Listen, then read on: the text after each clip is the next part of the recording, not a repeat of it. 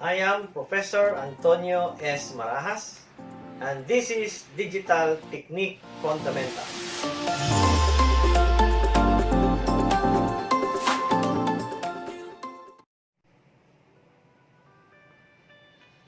Okay, so let's have another example, but this time with a decimal point.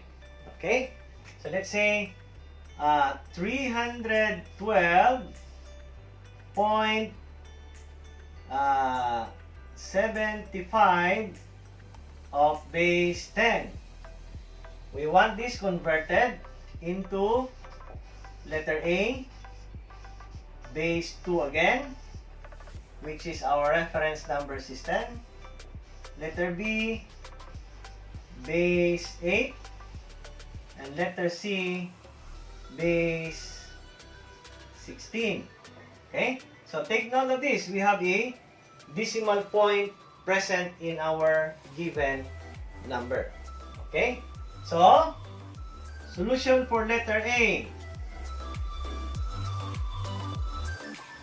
So you have 312.75 of base 10 to base 2.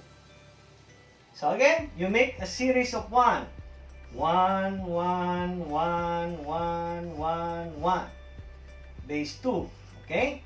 So this is, again, 1, 2, 4, 8, 16, 32. We add, because this is 312. 64, 128, 256. Okay? Because the next number is 512, and which is greater than 312. So this will be disregarded. And then again, you find a number. Once you added, you find a number here. Once you added, equivalent to 312. So 256 is less than 312, so we will make this 1. So you have already 256. If you will add 128 to 256, that is more than 312, so you make this 0. 128 will not be added. So if you will add 64, we will try 64. So you have 10, carry 1, 11, 12. Then carry 1, 320, which is more than 312. So you will make this 0. So 64 will not be added into your number. Then we have 32. So you have 8, 8, 2. 288 less than 312. So you add 32. So 32 is 1. Then, if you will add 16, you will have 14, carry 1, 10, carry 1, 304, which is less than 312. So, you add 16. Okay? Then, what is lacking? If you will add 8, plus 4 is 312 na siya. So that means that this is 1. Okay? Then the rest is 0. So if you will add 8 again, that is 12. Okay? 312 already. How about 0.75? So from here, you add a binary point. If this is decimal point, this is binary point. Then you add another 1 here. So, it's a 4-digit lang. And this one here, from left going to the right, if this is 1, this will have to be 0.5. Then, that is 1, diba? This is the binary number. So, that is 1 times 2 is 2, like that, diba? So, here, you have 1 divided by 2 is 0.5. 0.5 divided by 2 is 0.25. Then 0.25 divided by 2 is 0.125. Then 0.125 divided by 2 is 0.0625. So that will be our representation. So you place here a point, no? You bring down the point. Then you find a number which is equivalent to 0.75. And what is that number? 0.5 plus 0.25 is 0.75. Correct? So you make this 1 and this is also 1. Okay? So the rest is 0. Pwede niyo butangan yung 2 ka 0 or nothing. So let's just say we will put 2 zeros here for the sake of our discussion, no? So this is your base 2. So again, how did we arrive with 0.11? So we add, since the given number is 0.75, so we add 0.5 plus 0.25 is 0.75. Okay? That is why we make this 1, 1, and the rest is 0. Okay? So how did we arrive with 0.5 and 0.25? You have 1 divided by 2 is 0.5. 0.5 divided by 2 is 0.25. 0.25 divided by 2 is 0.125. 0.125 divided by 2 is 0.0625. So this is now your binary equivalent of the number 312.75 of base 10 is equal to this binary number. Okay? So you have now a binary number. It will now be very easy for us to convert that into base 8 or base 16. So how do we do that? For letter B, 312.75 of base 10, we want it converted to base 8.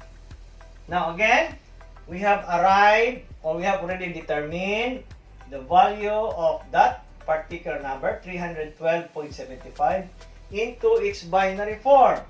So all we have to do again is to rewrite this number. So you have 1, 0, 0, 1, 1, 1, 0, 0, 0, 0.1100 of base 2. Okay? So again, base 2 to base 8, 8 digit. I mean 3 digit.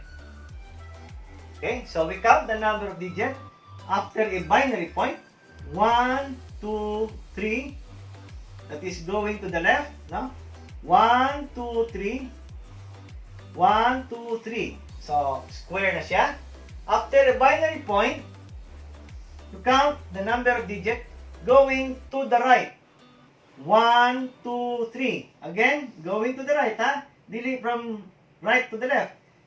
This time, it will be from left going to the right after a binary point.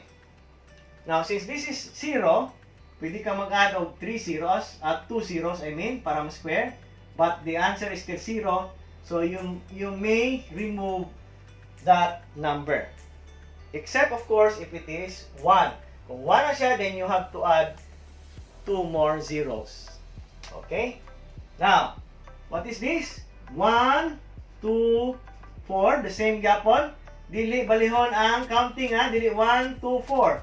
That's still 1, 2, 4. The same. Then, 1, 2, 4. 1, 2, 4. 1, 2, 4.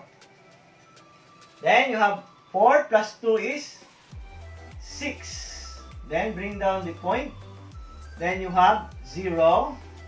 Then you have 7. Then you have 4. Okay?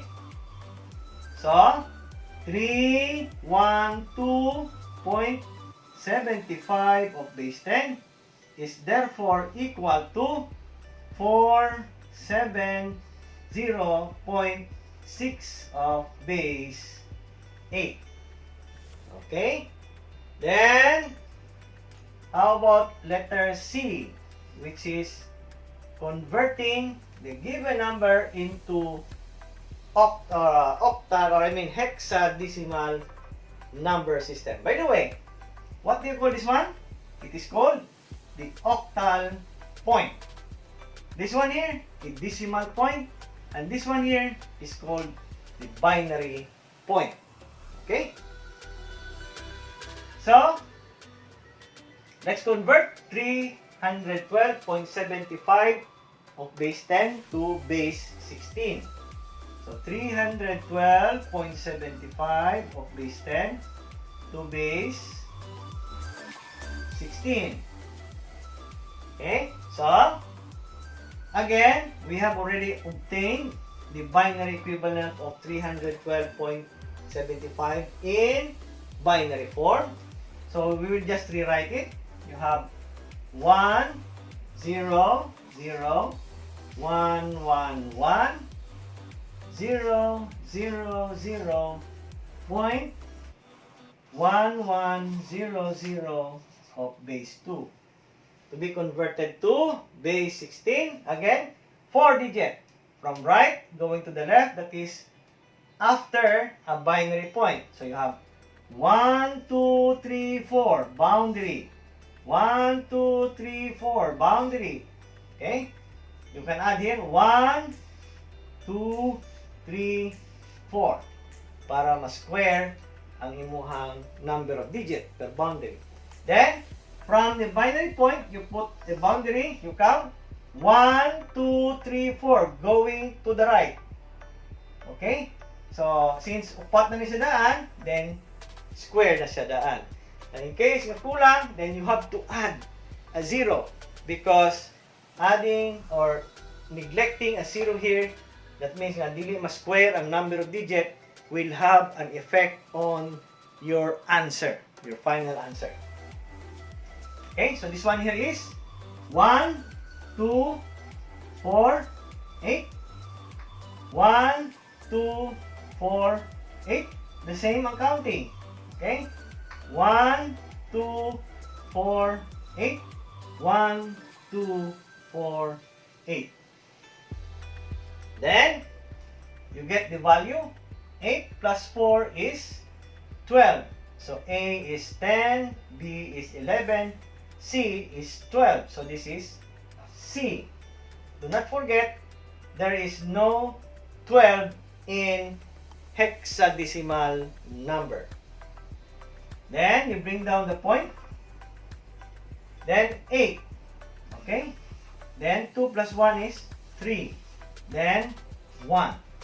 So, in other words, 312.75 of base 10 is equivalent to 138 C of base 16. And this one here is what we call the hexadecimal point. Alright? So that is how to convert a number with a decimal point or a binary point or an octal point into another number system. Okay? So I hope that it is clear.